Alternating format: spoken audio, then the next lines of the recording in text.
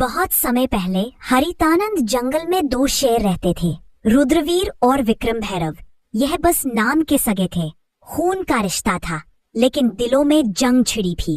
एक तरफ था न्यायप्रिय, मेहनती और दूरदर्शी राजा रुद्रवीर, और दूसरी तरफ था लालच और अहंकार में डूबा विक्रम भैरव। सुन लो हरितानंद के सभी जीव जंतु, ये इलाका रुद्रवीर का है और यहाँ के नियम भी रुद्रवीर के होंगे। बरसों से यही रिवाज है कि मांसाहारी जीव शिकार करें तो केवल बूढ़े और अशक्त जानवरों का करें। कभी भी जवान और सक्षम जीव पर पंजा उठाने की भूल मत करना, वरना सजा ऐसी मिलेगी कि आने वाली पीढ़ियां भी याद रखेंगी। हमारा जंगल तभी फल फूल सकता है जब हर प्रजाति सुरक्षित हो। महाराज, मैं हूँ मीनू चूहा। अगर मेरी बात सुनने की इजाजत दे तो मैं कुछ बोलूं। मीनू चूहा कहना क्या चाहते हो, खुलकर बताओ। महाराज, शाकाहारी जीवों की हालत दिन ब दिन खराब होती जा रही है। जंगल की जो जमीन अनाज उगाने लायक थी, उस पर तो आपके भाई विक्रम भैरव का कब्जा है। बाकी जमीन इतनी बंजर है कि चाहे कितनी मेहनत करें, पेट भरने लायक अनाज नहीं मिलता। महाराज, आज तो किसी तरह गुजर बसर हो रही है, लेकिन आने वाले दिनों में भूख हमारा सबसे बड़ा दुश्मन होगी। मीनू, तुम्हारी बात गंभीर है, लेकिन हर मुद्दे का हल एक ही दिन में नहीं निकलता। आज के लिए जितना है उसमें सब गुजारा करो। कल का सूरज नई उम्मीद लेकर आएगा। हम इस पर विचार करेंगे और कोई भी अन्याय, चाहे वह मेरा भाई ही क्यों ना करे, बर्दाश्त नहीं होगा। और उधर विक्रम भैरव। क्यों रे फट्टू भेड़िया, इस बार जनगणना का क्या हाल है? कितने शाकाहारी जीव बचे हैं मेरे इलाके में? महाराज, बस एक ही परिवार बचा है, भोलू बकरा और उसका छोटा बच्चा। बाकी तो आपके शिकार में सब खत्म हो गए। सिर्फ 1 महीने में ही आपके इलाके में शिकार ढूंढना भी मुश्किल हो जाएगा। ये क्या बोल रहा है तू? अगर शिकार ही नहीं रहेगा तो हम खाएंगे क्या? भूख से मर जाएं क्या हम? महाराज, यही तो आपको पहले सोचना चाहिए था। जब से आप राजा बने हैं, आपने इतनी बेरहम शिकारी की है कि गिनने के लिए उंगलियां कम पड़ जाएं। अब हालत ये है कि आखिरी बचा शिकार भी आपके बड़े भाई के इलाके में भाग गया है। भागेगा कहाँ? शिकार मेरा है, चाहे वो भाई के इलाके में क्यों ना चला जाए। आज चाहे आसमान टूट पड़े, मैं उस भोलू बकरा को खाकर ही दम लूंगा। चल फट्टू भेड़िया मेरे साथ। इतना बोलकर विक्रम भैरव और फट्टू भेड़िया दोनों भोलू बकरा के पास जाने लगते हैं। महाराज, यही है रुद्रवीर का इलाका। भोलू बकरा यही छुपा होगा, लेकिन यह जगह आपके लिए खतरे से खाली नहीं है। खतरा विक्रम भैरव के लिए? यह जंगल मेरी रगों में बहता है। फट्टू भेड़िया और शिकार मेरा हक है, चाहे वो भाई का इलाका हो या किसी और का। आज भोलू बकरा का अंत पक्का है। अचानक झाड़ियों के पीछे से भोलू बकरा और उसका बच्चा दिखाई देते हैं, डर के मारे कांपते हुए। भागो मत, तुम्हारा वक्त आ गया है। आज तुम्हारी चीखें इस जंगल में आखिरी बार गूंजेंगी। विक्रम भैरव झपटता है, तभी उसके सामने रुद्रवीर आ जाता है। बस एक कदम और ये जंगल तुम्हारे नाम को हमेशा के लिए मिटा देगा विक्रम भैरव। यह इलाका मेरा है और यहाँ मेरे नियम चलते हैं। तुम्हारे लालच ने पहले ही तुम्हारे इलाके को वीरान कर दिया। अब तुम मेरी प्रजा पर पंजा उठाओगे। जब तक रुद्रवीर जिंदा है, कोई भी मासूम इस जंगल में डर के साये में नहीं जिएगा। तू मुझे रोक सकेगा? तू सिर्फ अपनी प्रजा का राजा है। मैं इस पूरे जंगल का शेर हूँ। मेरा शिकार मुझसे छीनने की हिम्मत कैसे हुई तुझ में? हिम्मत नहीं, फर्ज कहो इसे। राजा वो नहीं जो ताकतवर हो, राजा वो है जो कमजोर को भी उतना ही जीने का हक दे जितना खुद जीता है। अगर तुझे भूख लगी है तो मैं तुझे शिकार दूंगा, लेकिन इस भोलू बकरा का एक बाल भी बांका नहीं होने दूंगा। ठीक है भाई, आज तेरे इलाके का कानून मान लेता हूँ, लेकिन याद रख, जंगल के हर कोने में तू नहीं होगा, और जब मैं अकेला शिकार देखूंगा, कोई नहीं आएगा उसे बचाने। विक्रम भैरव मुड़कर चला जाता है। रुद्रवीर भोलू बकरे को और उसके बच्चे को अपनी सुरक्षा में लेकर जंगल के अंदर ले जाता है। रात का समय विक्रम भैरव का अड्डा। आधा चांद आसमान में है, चारों ओर अंधेरा और ठंडी हवा। विक्रम भैरव गुफा के पास बैठा है, उसकी आंखों में लाल चमक। फट्टू भेड़िया पास में खड़ा है, डर और उत्सुकता के बीच। फट्टू भेड़िया, आज की हार मैं भूला नहीं। शेर खान ने सबके सामने मेरी इज्जत मिट्टी में मिला दी। लेकिन जंगल में ताकतवर वही नहीं होता जो सीधे पंजा मार दे। ताकतवर वो होता है जो दुश्मन के किले को अंदर से गिरा दे। महाराज, आपका क्या मतलब है? मतलब ये कि अब हम रुद्रवीर के इलाके में ऐसे बीज बोएंगे जो उसकी प्रजा को उसी के खिलाफ कर दे। हम पहले उसके जंगल में अराजकता फैलाएंगे, अनाज चुराएंगे, पानी के स्रोत गंदे करेंगे ताकि उसकी प्रजा भूखी और प्यासी हो जाए। फिर जब लोग उसके फैसलों से नाराज होंगे तो मैं आऊंगा उनके लिए मुक्तिदाता बनकर। इतना बोलकर विक्रम भैरव और फट्टू भेड़िया दोनों रात में रुद्रवीर के इलाके में चले जाते हैं और वहां जाकर तालाब में सड़ा हुआ मांस फेंक देते हैं और गुफा से अनाज को चुरा लेते हैं और फिर अपने जंगल वापस आ जाते हैं। तभी अगली सुबह। महाराज, आज सुबह जब मैं सीमा की गश्त पर निकला तो मैंने कई जगह पैरों के निशान देखे। वह हमारे इलाके के नहीं है। ऐसा लगता है कि कोई रात के अंधेरे में आया, चोरी की और फिर वापस चला गया। ये सिर्फ पानी और अनाज की कमी का मामला नहीं है महाराज, ये किसी बड़े षड्यंत्र की शुरुआत है। मैंने अपने कानों से सुना है महाराज, पिछली रात पहाड़ी के पार कुछ अजनबी भेड़ियों की बातें हो रही थी। वे कह रहे थे जब भूख बढ़ेगी तो राजा पर शक खुद उसकी प्रजा करेगी। यह शब्द मुझे बेचैन कर रहे हैं। महाराज, हमें जल्दी कुछ करना होगा, वरना भूख और डर हमारी एकता को तोड़ देंगे। महाराज, मैं तो बस पानी लेने तालाब गया था, लेकिन वहाँ की हालत देखकर मेरा दिल बैठ गया। पानी में से सड़ी हुई बदबू आ रही है, मछलियाँ ऊपर तैर रही है। अगर ऐसे ही रहा तो ना हम पी पाएंगे ना फसल उगेगी। मुझे तो लगता है कि यह काम किसी अंदर के गद्दार का भी हो सकता है जो दुश्मन का साथ दे रहा है। महाराज, मैं आपसे एक बात साफ साफ कहूंगी, यह काम सीधा साधा नहीं है।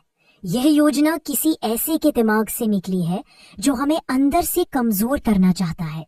विक्रम भैरव के पंजे सीधे हमारे इलाके तक नहीं पहुंच सकते, लेकिन उसकी चालाकी जरूर पहुंच सकती है। अगर आप कहें तो मैं रात में गुप्त रूप से उसके इलाके में जाकर पता लगा सकती हूँ कि वो क्या साजिश रच रहा है। तुम सब मेरे परिवार हो और इस जंगल के रखवाले भी। विजय घोड़ा, तुम सीमाओं की चौकसी दोगुनी कर दो। बलवंत हाथी, तुम अपनी ताकत से पानी के तालाब को साफ करने में मदद करो। ढोलू गधा, तुम गांव-गांव घूमकर सबको हौसला दो ताकि डर फैले ना पाए। और लूना लोमड़ी, तुम मेरी आंख और कान बनकर विक्रम भैरव के इलाके में जाओ और सच लेकर लौटो। अगर विक्रम भैरव ने सच में यह वार किया है तो अगली लड़ाई जंगल की सबसे बड़ी लड़ाई होगी। सन्नाटे में लूना लोमड़ी रुद्रवीर के आदेश पर विक्रम भैरव के इलाके की ओर बढ़ रही थी। उसके हल्के हल्के कदम सूखी पत्तियों को भी आवाज नहीं करने देते थे। आज उसका हर सांस, हर नजर मौत के साए में थी। मुझे सावधान रहना होगा। विक्रम भैरव के इलाके में जरा सी आवाज भी मौत बुला सकती है, लेकिन सच जानना जरूरी है ताकि रुद्रवीर और हमारा जंगल बच सके। विक्रम भैरव का अड्डा गुफा के पास में विक्रम भैरव और फट्टू भेड़िया धीमे स्वर में बातें कर रहे हैं। लूना लोमड़ी पेड़ के पीछे छुप जाती है। फट्टू भेड़िया पहला वार कामयाब रहा। रुद्रवीर की प्रजा भूखी और प्यासी है। अगला कदम यह होगा कि उनके बीच झगड़े करवाओ। अनाज और पानी के लिए लड़ाई होगी, तब मैं आऊंगा उन्हें बचाने के नाम पर। महाराज, लेकिन अगर रुद्रवीर को शक हो गया तो? शक से क्या होगा? जब तक उसके अपने लोग उस पर भरोसा खो देंगे वो कुछ नहीं कर पाएगा। याद रख फट्टू भेड़िया, शेर को हराने के लिए उसके पंजे नहीं, उसके दिल पर वार करो। लूना लोमड़ी यह सुनकर हैरान रह जाती है। उसके कान खड़े हो जाते हैं, लेकिन तभी पास में एक सूखी टहनी टूट जाती है और हल्की सी आवाज गूंजती है। महाराज, कुछ आवाज आई। कौन है वहाँ? लूना लोमड़ी तेजी से झाड़ियों में से निकलकर अंधेरे में गायब हो जाती है। विक्रम भैरव और भेड़िया उसका पीछा करने की कोशिश करते हैं, लेकिन वो लोमड़ी की फुर्ती से बच निकलती है। और अगली सुबह। महाराज, मैंने सब सुन लिया है। विक्रम भैरव हमारी प्रजा को आपसे अलग करना चाहता है। वो भूख, प्यास और झगड़े फैलाकर आपको कमजोर बनाना चाहता है और फिर खुद राजा बनना चाहता है। तो अब समय आ गया है विक्रम भैरव की चाल का जवाब उसी की चाल से देने का। हम उसकी सोच से तेज चलेंगे और जंगल को बचाने के लिए हर कीमत चुकाएंगे। लूना लोमड़ी की खबर ने पूरे दरबार में आग लगा दी। अब शेर खान के सामने सिर्फ एक रास्ता था, एक ऐसी योजना बनाना जिसमें रुद्रवीर की चाल नाकाम हो और जंगल की एकता वापस लौट आए। सुनो मेरे साथियों, आज हम सिर्फ अपनी हुकूमत नहीं बल्कि पूरे जंगल का भविष्य बचाने जा रहे हैं।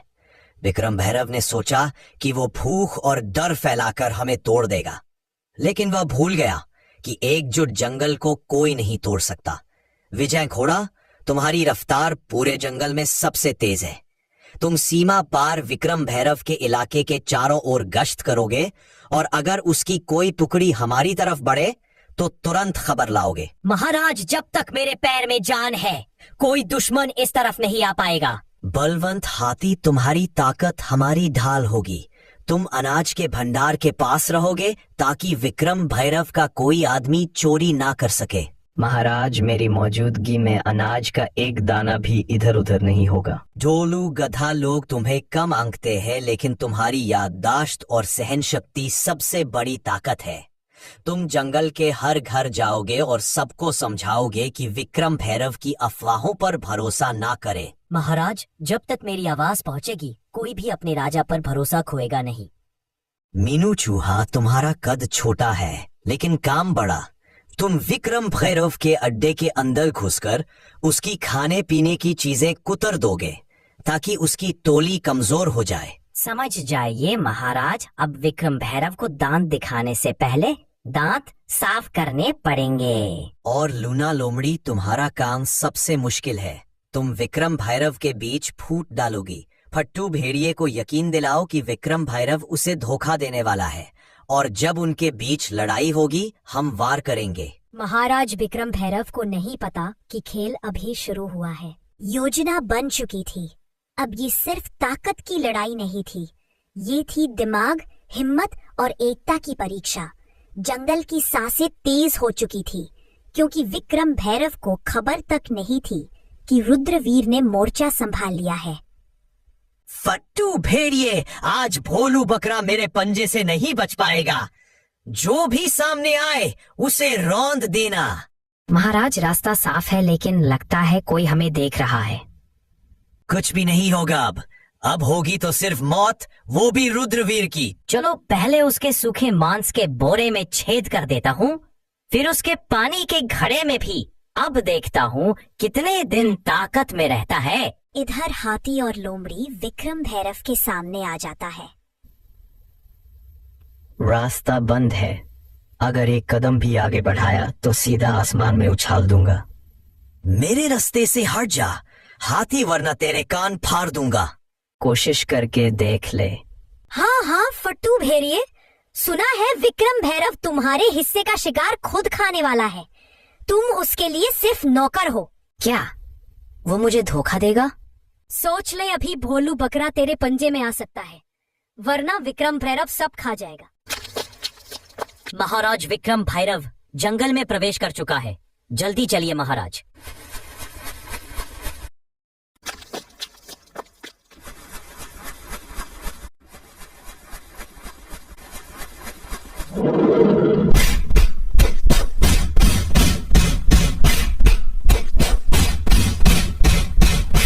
जंगल का कानून भूल गया था।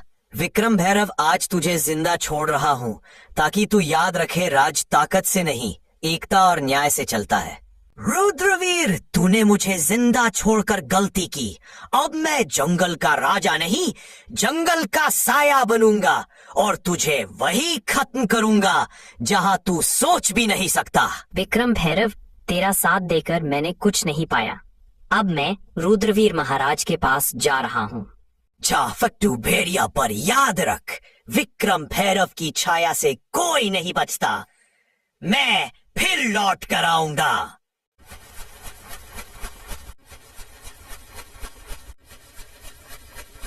इस जंगल में कोई भी राजा नहीं है। राजा सिर्फ न्याय है, और न्याय कहता है जो प्रकृति से विश्वासघात करे उसकी जगह यहाँ नहीं। तो दोस्तों, इस तरह रुद्रवीर विक्रम भैरव को एक और जिंदगी जीने का मौका देता है और फिर हरितानंद जंगल फिर से शांत हो गया। लूना लोमड़ी, विजय घोड़ा और बलवंत हाथी सब अपने अपने काम में लग गए।